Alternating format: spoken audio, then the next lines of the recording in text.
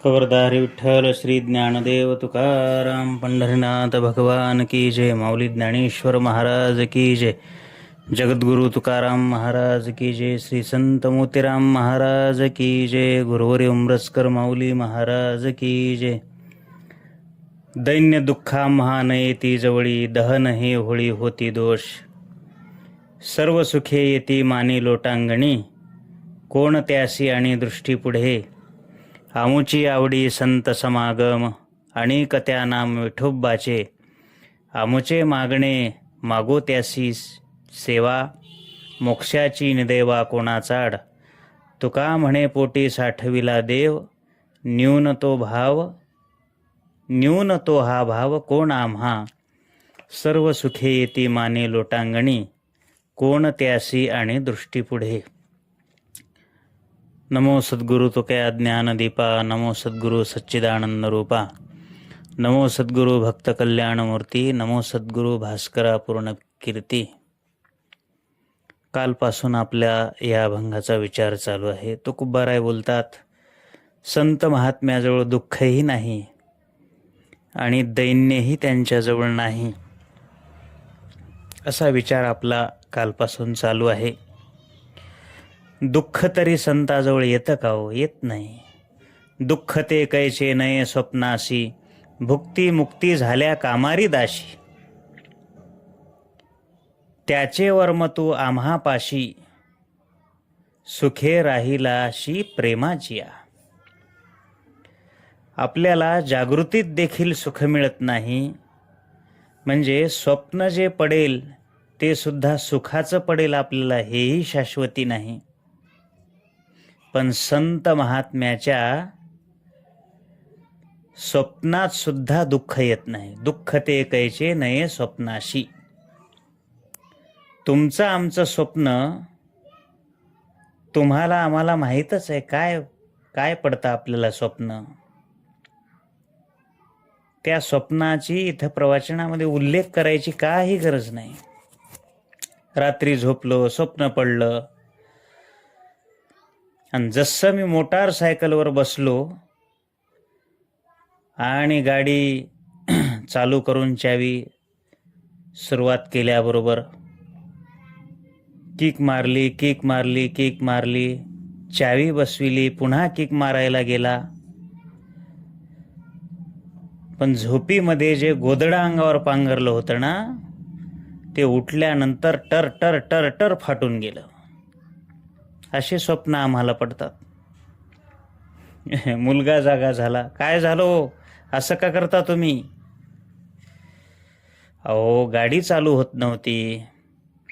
अहो तुम्ही गाडीवर बसला नाहीत, अंथरुणावर झोपलात, असं आपल्याला सांगावं लागतं. असे वेगवेगळे स्वप्न आपल्याला पडत असतात. काय सांगावं महाराज. एक माणूस असा कीर्तनकाराच्या पायाजवळ बसला आणि कीर्तनामध्येच तो झोपलेला आहे. कीर्तनाची आणि त्याची फार मोठी सवय नव्हती ना. काहींची झोप लवकर, कीर्तनात बसल्या बसल्या त्यांना झोप येते.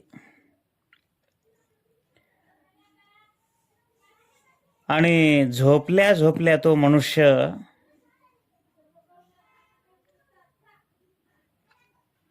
कपड्याच्या दुकानात, काय त्याला स्वप्न पडलं, कपड्याच्या दुकानामध्ये गेला आणि विचारलं, हा काय भाव आहे कपडा?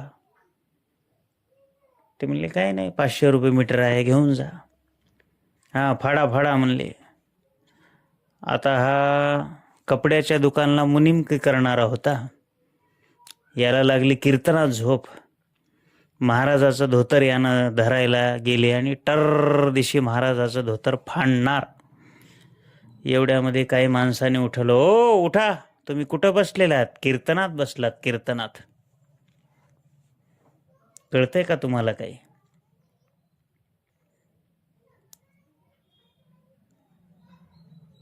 अहो म्हटले, या कपड्याचा भाव झाला, मी धोतर आता फाडायला निघालेला आहे, कपडा फाडायला निघालेला आहे. वेडा कीर्तनात बसलेला आहे आणि त्याला दुकानामध्ये मी आहे असं भास होऊ लागलेला आहे. असे स्वप्न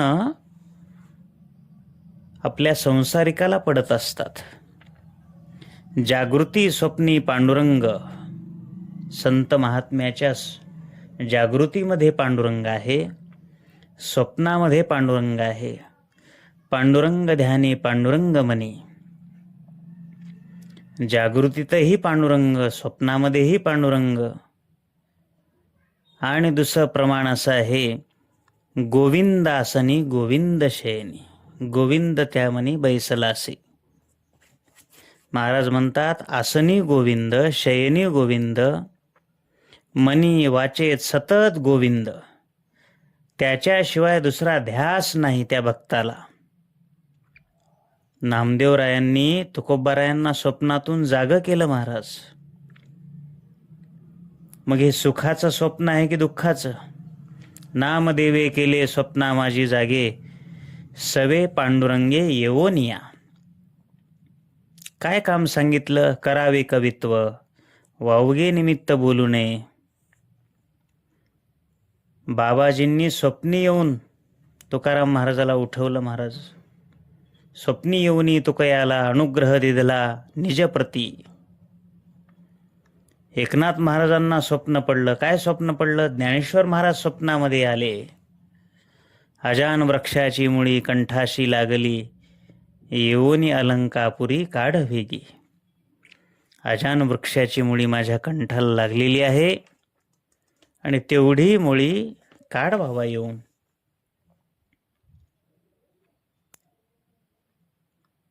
म्हणून दुःख सुद्धा स्वप्नामध्ये संत महात्म्याच्या येऊ शकत नाही.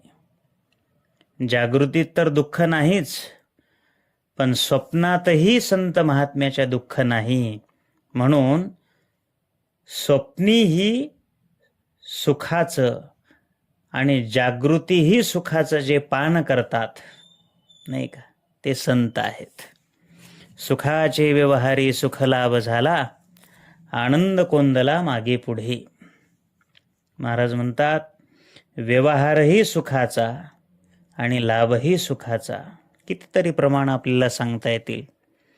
मग तया सुखा अंत नाही पार, आनंदे सागर हेलावती. आनंदाचा समुद्र हेलावतोय त्यांच्या जीवनात, कधी दुःख नाही. चेहऱ्याकडे बघितलं ना, सतत संतुष्ट असतात संत महात्मे. चित्त सर्व काळ संतुष्ट आहे. संतुष्ट सततम योगी यतात्मा दृढ निश्चय. श्लोकावरच्या ओव्या किती गोड आहेत महाराज. या वर्षे विन सागरू, जैसा जळे नित्य निर्भरू, तैसा निरूपचारू संतोषिजो.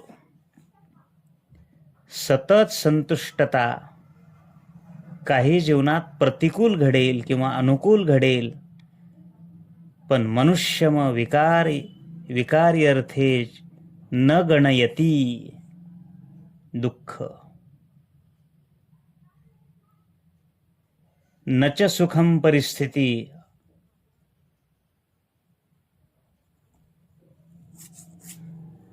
परिस्थिती अनुकूल असेल, कधी प्रतिकूल असेल, परंतु त्यांचं सुख कधीही डगमगू शकत नाहीत ते संत महात्मे. कै भोजनाना परी, कै कोरड्या भाकरी, जैसी जैसी वेळ पडे, तैसे तैसे होणे घडे. म्हणजे कधी असा असेल, कधी तसा असेल, पण जीवनामध्ये दुःख नाही त्यांच्या. सुखच सुख असं भरलेलं आहे. दुःखेष्वनुद्विग्न मना, सुखेषु विगतस्पृह.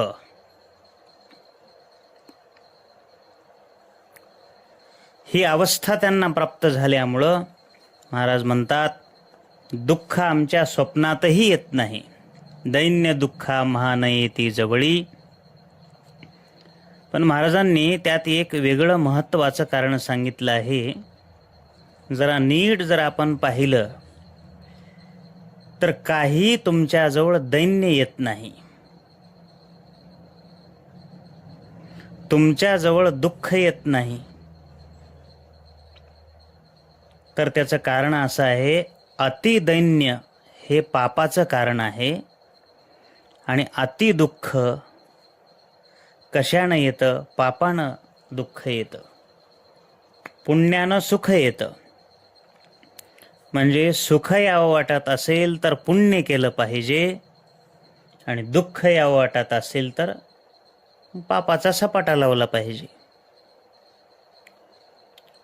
मग भरपूर दुःख, रेलचेल, काही कमी नाही महाराज, त्या दुःखाला कमीच नाही. तात्पर्य, पापाचं फल दुःख आहे आणि पुण्याचं फल सुख आहे. मग आम्हाला जर सुख भोगावं लागत असेल तर त्याचा अर्थ आपण पुण्य केलेलं आहे. आणि आपल्याला जर दुःख भोगावं लागत असेल तर त्याचा अर्थ आपण पाप केलेला आहे. पाप नसेल तर दुःख येणार नाही, हे निर्विवाद सत्य आहे. मग दुःख एक प्रकारचं नाही, दारिद्र्य हे एक दुःख आहे. तुळशीदास महाराज म्हणतात, नाही दरिद्री सम जग दुःख माही, संत मिलन सम जगी सुख नाही. प्रभू रामचंद्रांनी आणि पार्वती मातेला भगवान शंकराच्या शब्दानं सांगितलं. भगवान शंकर म्हणतात, पार्वती, या जगात संत मिळण्यासारखं सुख नाही आणि दरिद्रतेसारखं दुःख नाही. नाही दरिद्री सम जगदुःख माही. दरिद्रीसारखं जगात दुसरं दुःख नाही. ज्यांच्यावर दरिद्री आलेली आहे त्यांनाच हे दुःख कळणार आहे. तुम्हा आम्हाला काय कळेल? तुम्हा आम्हाला ते दुःख करणार नाही. तुमच्या घरामागून, आमच्या घरामागून एक एक पाईपलाईन, पाण्याची टाकी,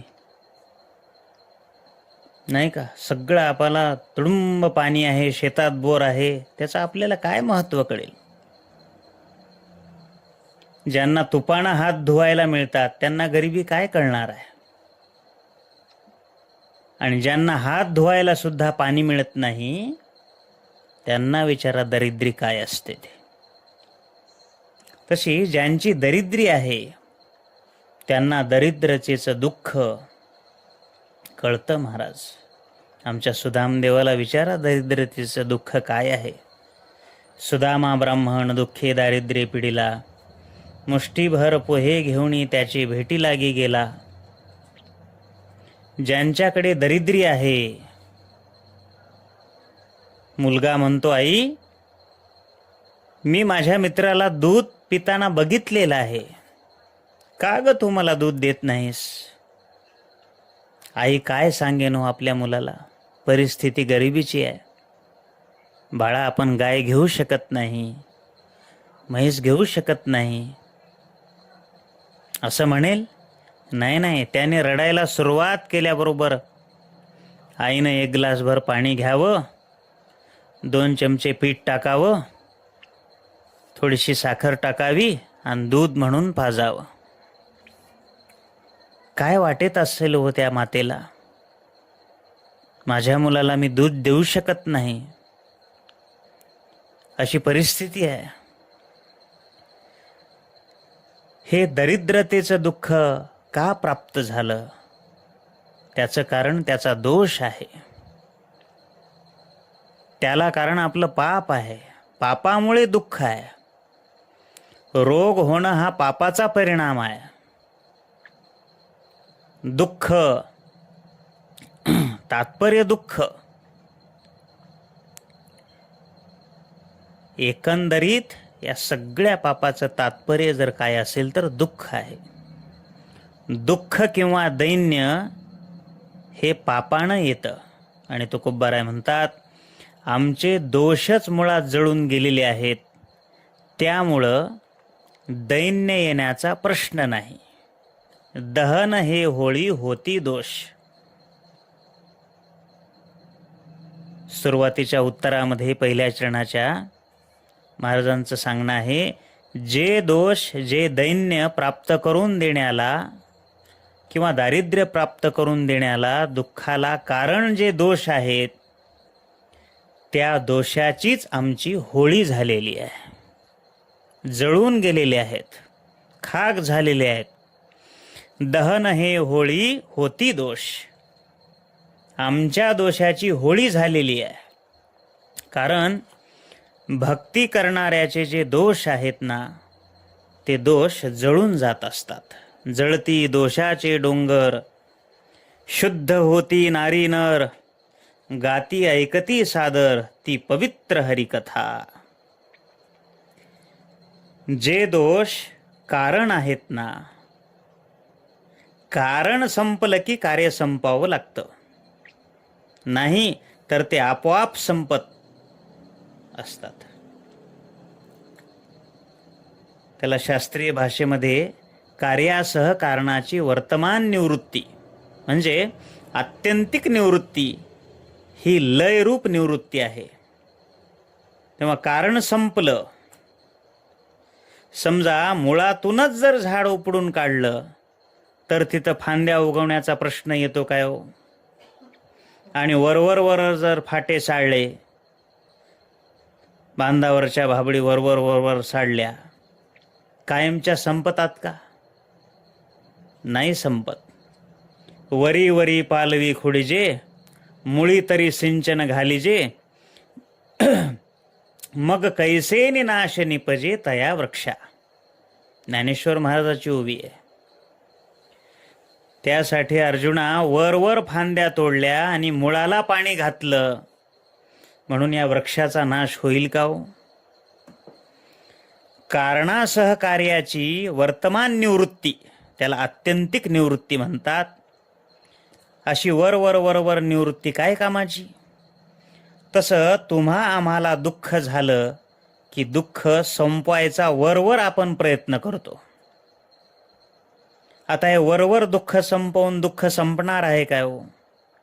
तसं महाराज म्हणतात, ते दोषच आमचे जळून गेलेत, खाक झालेले आहेत. कशानं जळाले?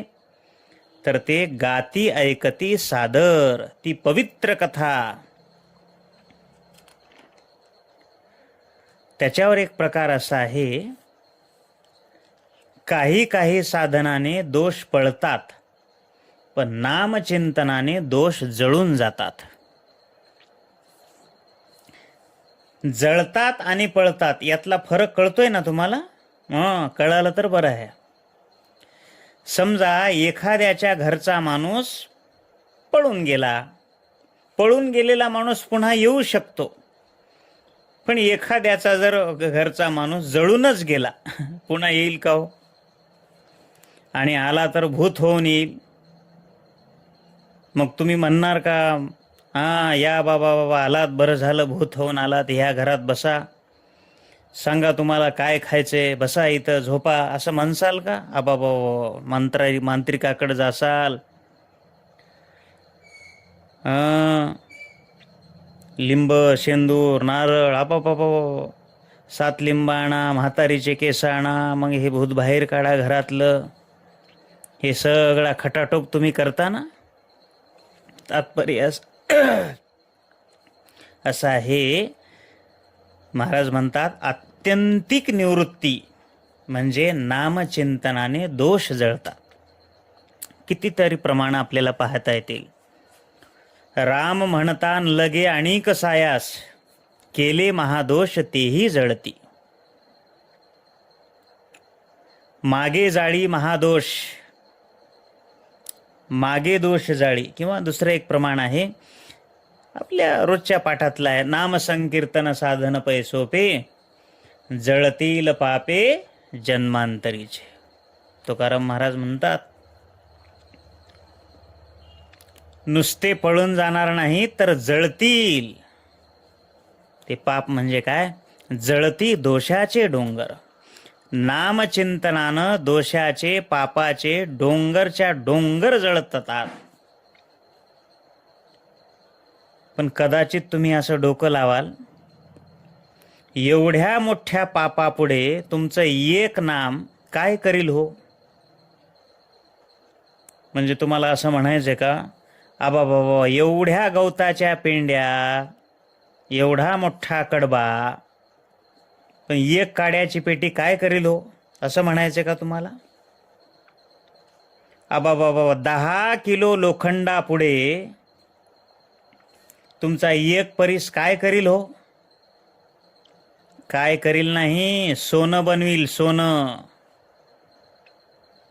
टँकर भर दुधापुढे 1 किलो मीठ काय करील हो? काय करील? सगळं दूध नासून टाकील. तसं गवताच्या 2 पेंड्यांनाही लक्षावधी गवताच्या वळया असू द्या, गवताची 1 पेंडी असू द्या, 2 पेंडी असू द्या, 1,00,000 वाळलेल्या गवताच्या पेंड्या असू द्या, त्याला एक काड्याची पेटी नाही. एक काडी पुष्कळशी झाली बस. तृणाग्नी मेळे समरस झाले, तैसे नामे केले जपता हरी. तसं देवाचं नाम श्लोकातून मोठं गोड सांगितलेलं आहे. विष्णू पुराणातला श्लोक आहे की पापी माणसामध्ये पातक करण्याची जेवढी शक्ती असेल त्यापेक्षा नामचिंतनात ते जाळण्याचं सामर्थ्य आहे महाराज. कीर्तनानं दोष जळत असतात, अर्थात त्याची राखही होत असते. विष्णू पुराणात मोठं गोड सांगितलेले आहे. जमिनीमध्ये गवत निर्माण करण्याची शक्ती जास्त आहे की अग्नीमध्ये ती गवत जाळण्याची शक्ती जास्त आहे? ते जसं आहे तसं तुम्ही जास्त पाप करू शकत नाही, ते नामचिंतन अधिक पाप जाळू शकतं महाराज. हो, नामनो शियावती शक्तीर पापनीर हरणी हरैही तावत कर्तुम न शक्नोती पातकम पातकी जनाः. पातकी जनाः न कर्तुम, ते करू शकत नाही एवढं नाम पाप जाळत असते. इतकं पाप नामचिंतन जाळू शकतं महाराज. मग एवढं सामर्थ्य या नामचिंतनात आहे. आणि म्हणून महाराज म्हणतात, आम्ही नामचिंतन केल्यामुळं दहन हे होळी होती दोष. सर्व होळी झाली, सर्व दोष पळून गेले. आता होळी होळी शब्द काही प्रमाणात आलेला आहे. दुसरं एक प्रमाण पाहू आपण. वाल्या कोळी पातकी भूमंडळी, तेने राम नामे वाजविली टाळी, झाली त्याच्या पातकाची होळी, रसना रंगली राघव नामे. इथं देखील होळी शब्द आलेला आहे. आणि आपण घेतलेल्या अभंगामध्ये सुद्धा काय आहे, होळी शब्द आलेला आहे. दहन हे होती, दहन हे होळी होती दोष. संत महात्म्यांनी सुंदर असं वर्णन केलेलं आहे महाराज. सत्वगाठी उमगा, तेणे सफल होईल शिमगा, तुम्ही हेच गाणे गा, हसू नका हसू नका तुम्ही हसू नका. जागोजाग थांबा, अवघ्या मिळून मारा बोंबा, न लगे एरंड्याच्या कोंबा, तुम्ही हसू नका हसू नका हसू नका. नाही का? हा सुंदर आहे, रूपक केलेला आहे. या होळीवर, या शिमग्यावर, शिमगा कोणता? सत्वगाठी. कोणत्या त्या उमगायच्या म्हणजे काय करायचं? जाणायच्या कशा? म्हणजे शिमगा सफळ कसा होईल, विस्तृत असं त्याचं वर्णन सांगितलेलं आहे.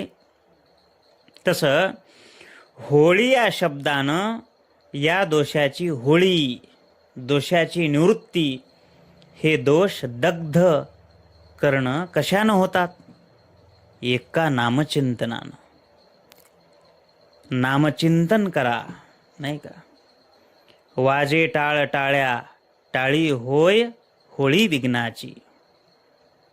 म्हणून आम्ही तुम्हाला सारखं जे कीर्तनामध्ये प्रवचन झाल्यानंतर विठ्ठल विठ्ठल जे म्हणत असतो आपण, कारण टाळी वाजविली की विघ्नाची होळी होत असते असं संतांचं प्रमाण आहे. टाळी वाजवावी गुढी उभारावी वाटती चालावी पंढरीची. काय टाळी वाजवावी आणि गुढी उभारावी, तर टाळी वाजवली तर काय होईल?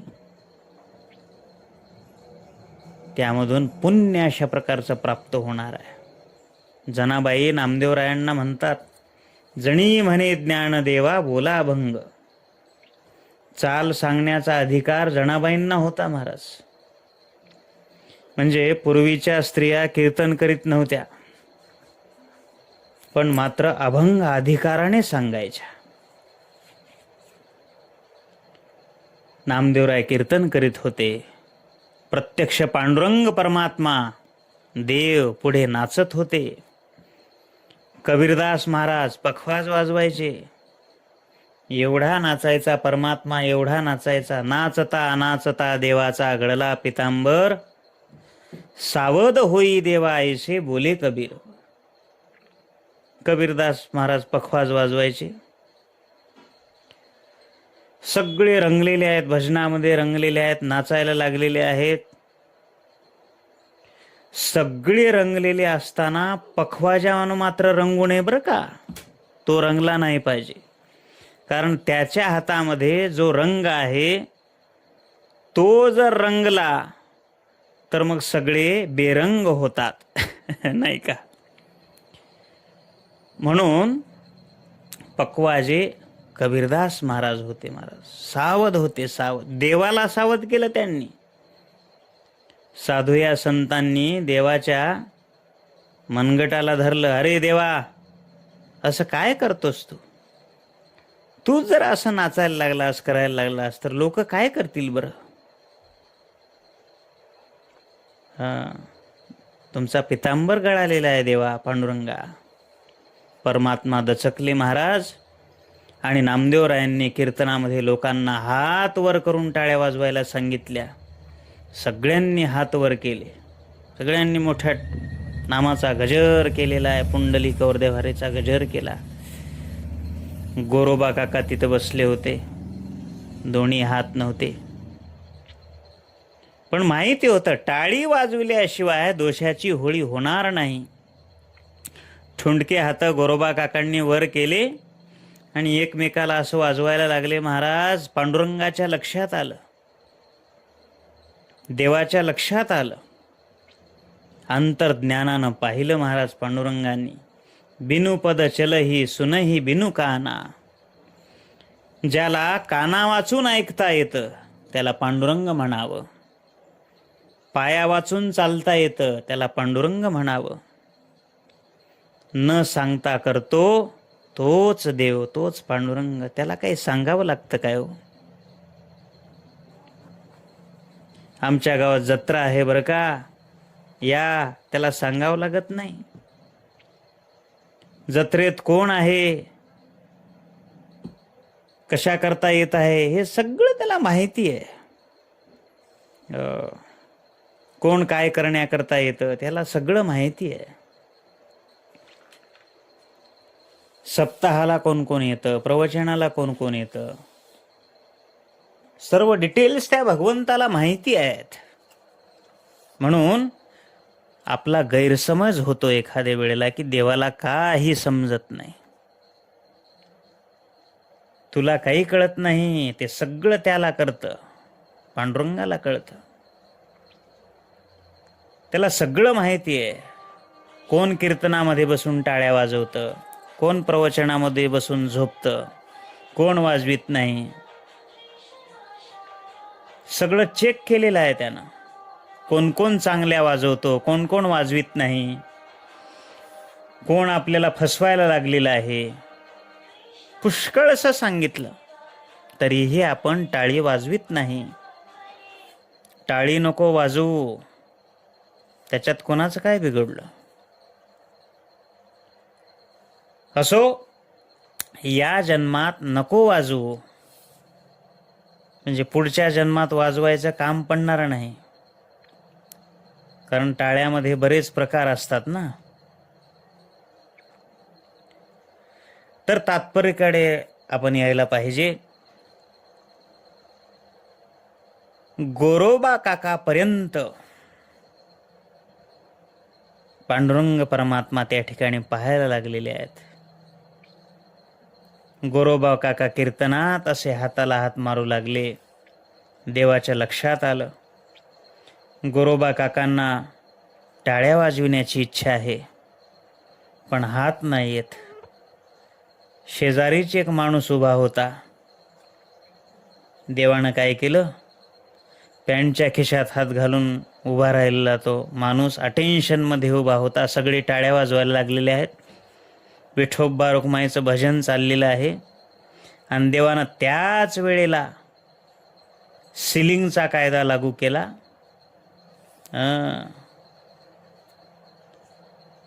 आणि त्याचे हात काढून चटकन गोरोबा काकांनी वरचे वर गोरोबा काकांना हात दिले महाराज भगवंतांनी.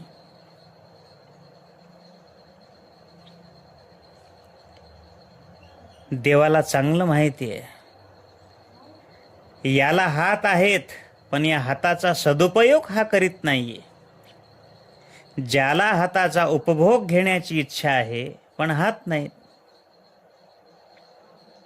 शिलिंगचा कायदा म्हणजे कळतो की तुम्हाला? 100 एकर जमीन आहे, पण पडीक ठेवतं. ज्याला जमीन कसण्याची इच्छा आहे, पण जमीन नाही, मग त्याची 50 एकर काढली आणि याला फुकटम फुकटम दिली. सिलिंगचा कायदा, जबरदस्तीनं नाही म्हणण्याची सोय नाही, अशी स्थिती. म्हणून देवानं त्याच वेळेला याचे हात काढले आणि गोरोबा काकांना दिले. कशा करता सांगितलं मी हे? टाळी वाजवावी. टाळी जर वाजवली तर पातकाची होळी होत असते. खऱ्या अर्थानं होळी अशी आहे, दोषाची, विकाराची किंवा द्वेषबुद्धीची होळी करणं ही खरी होळी आहे. महाराज म्हणतात, दोषा झाली होळी राम नामे.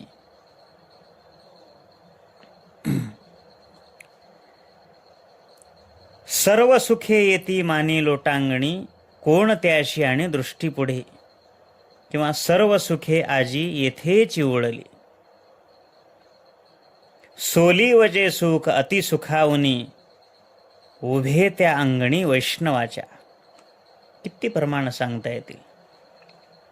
दुसऱ्या चरणात सांगतात, सर्व सुखे येती मानी लोटांगणी.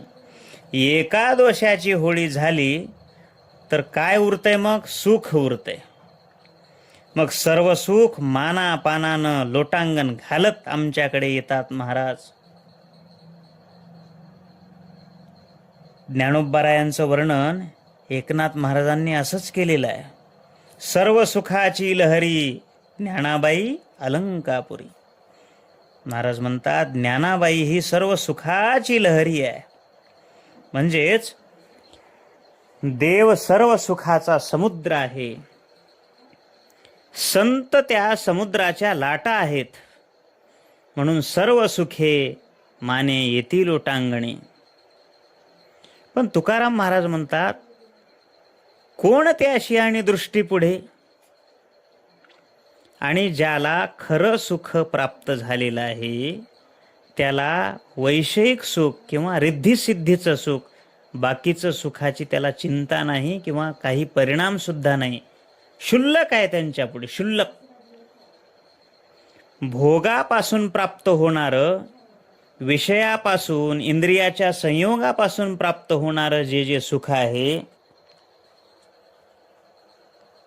हे हरिभक्ताला काही कामाचं नाही किंवा त्यांचा उपभोग सुद्धा ते घेऊ शकत. त्यांना रस नाही.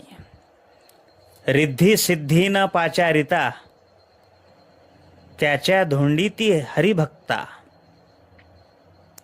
नारद भक्ती सूत्रामध्ये असं म्हटलेलं आहे, सिद्धो भवती, त्या सिद्धी त्यांना प्राप्त होतात. सर्व सिद्धी, त्या सिद्धीमध्ये मुख्य 8 प्रकार सांगितलेले आहेत. अष्टमहासिद्धी, ओळंगती द्वारी, नवजाता दुरी दवडिता. दौडून लावल्या तरीही जात नाहीत अशा 8 सिद्धी भगवत भक्ताला प्राप्त होत असतात. मुख्य 8 सिद्ध्या आहेत, काही उपसिद्ध्या आहेत.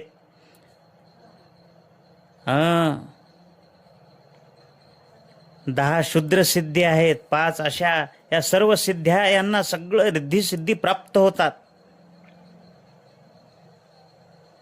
आणि हे स्वतः पांडुरंग परमात्मा त्यांना देत असतो. रिद्धी सिद्धीचा दाता पांडुरंग ओळखिला. रिद्धी सिद्धीचा दाता आणि पांडुरंग परमात्मा प्राप्त झाला म्हणजे आता काय उरलो, प्रश्न काय राहिला?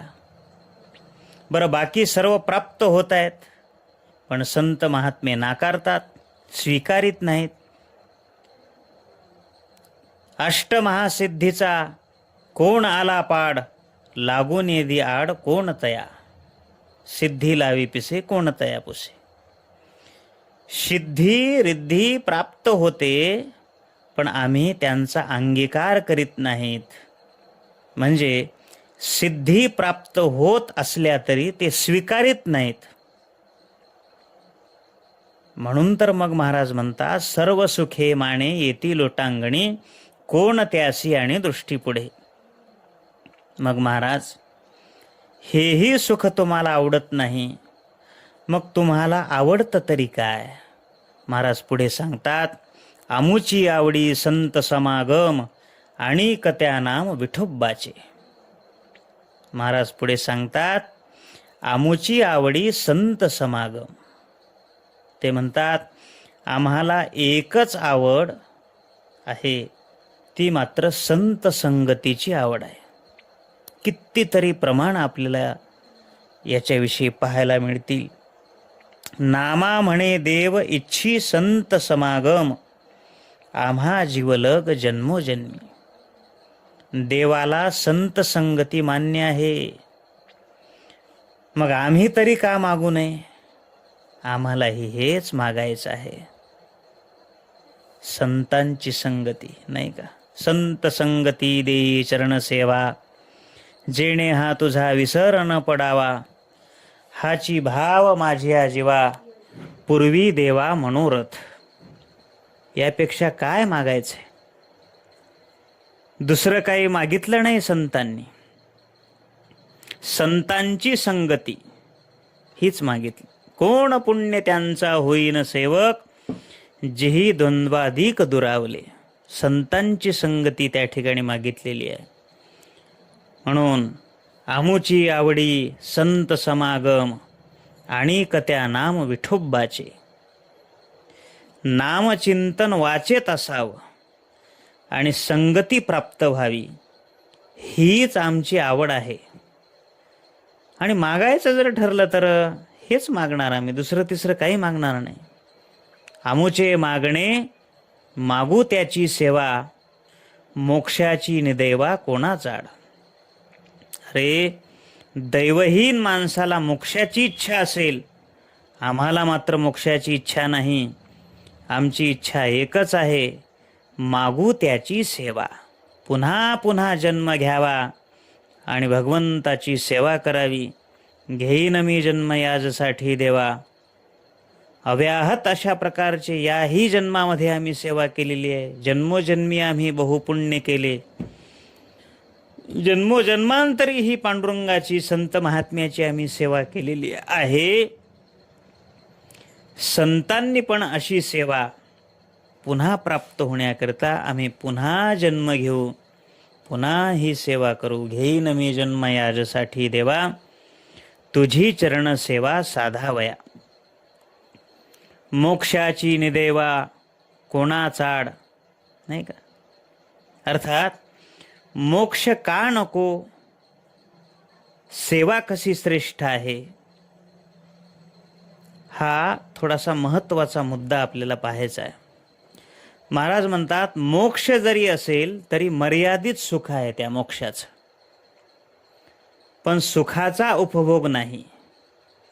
आणि भक्तीमध्ये परमात्मा सुखाचा आहे, पण तिथं उपभोग आहे. म्हणून व्यवहारिक पामर विषयीच्या ठिकाणी वृत्ती आहे, पण वृत्तीचा विषय देव नाही. म्हणून आनंद आहे, पण परमात्मा प्राप्तीचा आनंद नाही. मुक्ताच्या ठिकाणी वृत्तीचा लय, तिथं विषय परमात्मा आहे, म्हणून तिथं आनंद आहे, पण आनंदाचा उपभोग नाही.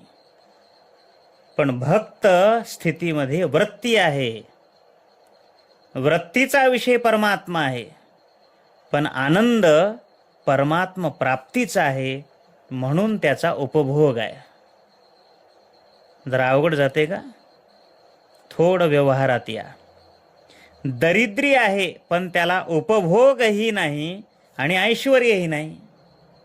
दुसरा वर्ग श्रीमंत आहे, पण कंजूस आहे, म्हणजे ऐश्वर्य आहे, पण ऐश्वर्याचा उपभोग नाही. आणि तिसरा प्रकार असा आहे, तिथे तो श्रीमंतही आहे आणि श्रीमंतीचा उपभोगही आहे. आलं का लक्षात? आणि उदारही आहे. असे हे 3 प्रकार. म्हणून भक्त स्थिती ही मोक्षाच्या वरची स्थिती आहे बरं काय. हो, म्हणून भक्त हे श्रेष्ठ आहेत, मुक्तापेक्षाही श्रेष्ठ आहेत. म्हणून महाराज म्हणतात, मोक्षाची निदैवा कोणा चाड, मोक्ष तुमचा देव दुर्लभ तो तुम्हा ठेवा. मोक्षपद तुच्छ केले या कारणे, आम्हा जन्म घेणे युगायुगी. मोक्ष का नको आम्हाला? भक्तीच पाहिजे आम्हाला. म्हणजे मोक्ष नाकारून भक्ती मागितलेली आहे संतांनी. आणि पुढे शेवटी सांगतात,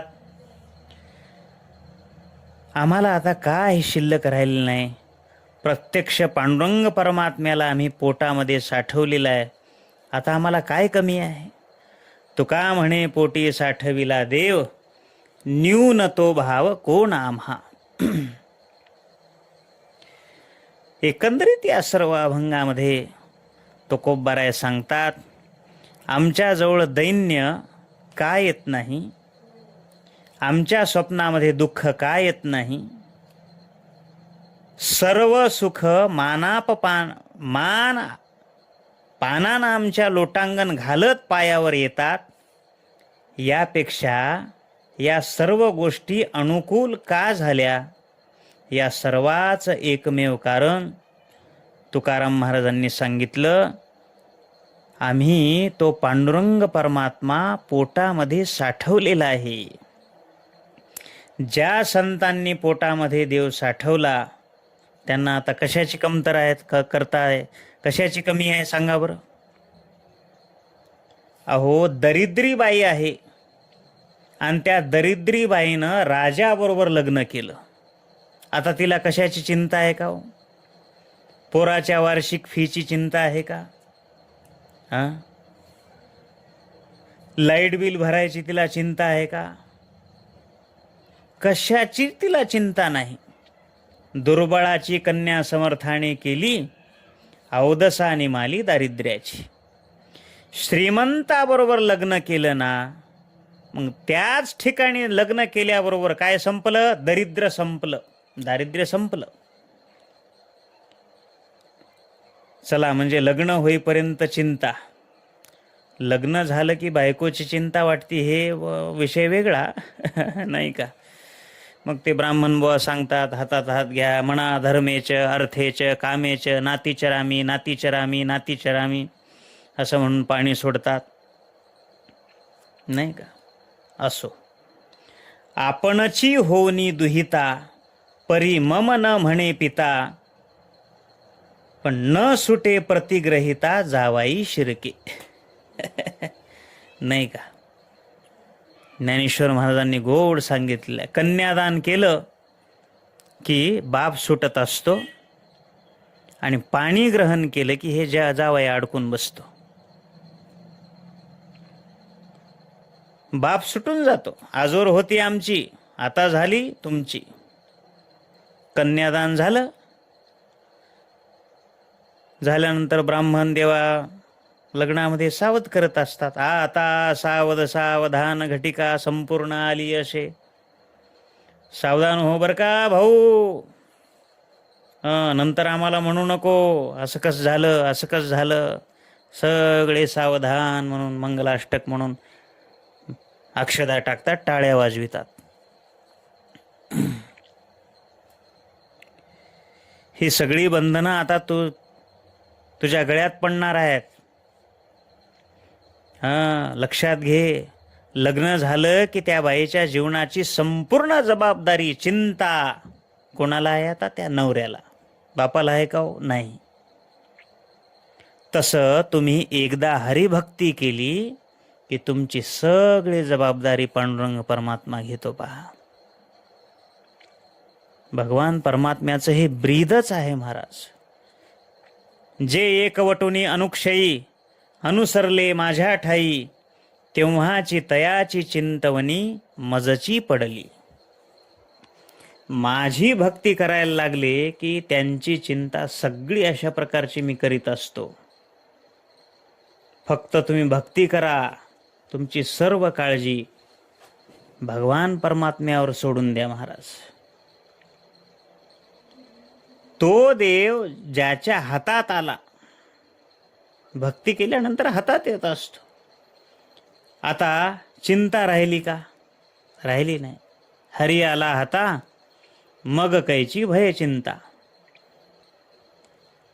हरी हातात आल्यानंतर आता चिंतेला काही कारण नाही. चिंतामणी हातात आला तर चिंता राहत नाही. चिंतामणी ज्यानं निर्माण केलेला आहे तो जर हातात आला तर चिंतामणी आली हाती, सदा विजयवृत्ती मनोरथी, तैसा पूर्ण काम श्री निवृत्ती ज्ञानदेव म्हणे. ज्ञानेश्वर महाराजाची उभी आहे. चिंतामणी मिळाला तर चिंता राहत नाही. चिंतामणी निर्माण करणारा मिळाल्यावर चिंता राहील का? राहत नाही.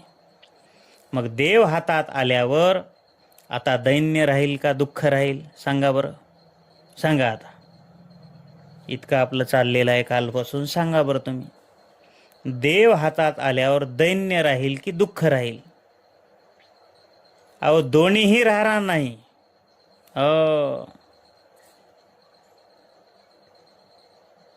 दोन्हीही राहणार नाही. मी असं विचारतो, सूर्य आहे, एकीकडं सूर्य आहे आणि एकीकडून अंधार आहे. सूर्य हातात आला की अंधार संपला. संपला की नाही हो? सूर्य उगवल्याबरोबर अंधार संपून गेला. तसं देव हातात आला की सगळं दुःख संपलं. देव आणि दुःख एकत्र राहत कधीच नाहीत, एकत्र कधीच राहू शकत नाही. अंधार आणि सूर्य एकत्र राहू शकत नाही. तसंच आहे. देव आला की सगळं दारिद्र्य संपतं, पाप सगळं दैन्य संपून जातं. घरोघरी झाला लक्ष्मीचा वास, दैन्य दारिद्र्यास त्रास आला. सर्वांना आनंदी आनंद झाला. अयोध्येचं कसं वर्णन आहे महाराज. रामप्रभूचा अवतार झाल्याबरोबर सगळ्या घरोघरी सुखच सुख महाराज. तुका म्हणे रामे सुख दिले आपुले, तया गर्भवासा येणे जाणे खुंटले. दुःख नाही तर कायमचं दुःख जावं वाटत असेल तर पोटी साठविला देव. तुम्ही म्हणाल मग आता पोटात देव साठवायचा म्हणजे? एका बाईनं प्रवचन ऐकलं, घरी जाऊन लंगडा कृष्ण गिळून टाकला, अडकून बसला की नरड्यातच. असं उलट ऐकायचं नाही बरं का. एकानं ऐकलं महाराज, एक प्रमाण महाराज सांगू लागले, तुका म्हणे विंचू सर्प नारायण. एवढा अर्धवट प्रमाण ऐकलं आणि पुढलं ना ऐकता ते झोपी गेलं. आणि प्रवचन संपल्यावर तो माणूस घरी गेला. गेल्याबरोबर त्याला विंचू दिसला. मग आता प्रमाण काय ऐकलं होतं? तुका म्हणे विंचू सर्प नारायण. विंचू सर्प आहे, विंचू नारायण आहे, सर्प नारायण आहे. मग काय केलं, यानं गंधाची वाटी घेतली आणि त्या विंच्याला अशा प्रकारचा गंध लावू लागला. आता ते विंचू शांत बसल की हो? जे ठणका दिला महाराज याला दंदिशी, चिर चिर चिरकत महाराजाकडे आला. महाराज असं कसं सांगल्या तुम्ही प्रवचनामध्ये काल? तुका म्हणे विंचू सर्प नारायण. महाराज म्हणले, अरे पुढला ऐकलास की नाही? ते म्हणले, ऐकलं नाही हो, पुढलं ऐकलं नाही. तुका म्हणे विंचू सर्प नारायण, वंदावे दुरून शिवू नये. तशी अवस्था आहे. देव साठवायचा, देव साठवायचा म्हणजे पोटामध्ये मूर्ती रूपानं कागद कोचून साठवायचा नाही, तर अंतःकरणामध्ये सारखा त्याचा टाहो फोडायचा. महाराज टाहो फोडायचा. पोटात देव साठवायचा म्हणजे गिळायचा नाही. मग खऱ्या अर्थाने भक्ती करायची आहे. आणि सगळीकडे हा परमात्मा व्यापक अशा प्रकारचा भरलेला आहे, अशी अनुभूती आपल्या चित्तामध्ये प्रकट करायची आहे. त्याला म्हणतात पोटी साठविला देव. मग तो देव आपण साठवलेला आहे का हो? सावता महाराजांनी साठविला, मारुतरायांनी आपल्या हृदयामध्ये तो साठवला, बिल्वमंगळानं साठवला हो. सावतोबा महाराजांनीच तो परमात्मा त्या ठिकाणी साठवला. आता पुण्यतिथी येऊ लागलेली आहे सावता महाराजांची. मग बिल्वमंगळानं सांगितलं, हात छोड कर जाता हूँ दुर्बल जानत मोही, हृदय से जब जाओगे सबल कहेंगे तो ही. म्हणून तुकोबाराय म्हणतात, दैन्य दुःखा म्हा न येती जवळी, दहन हे होळी होती दोष.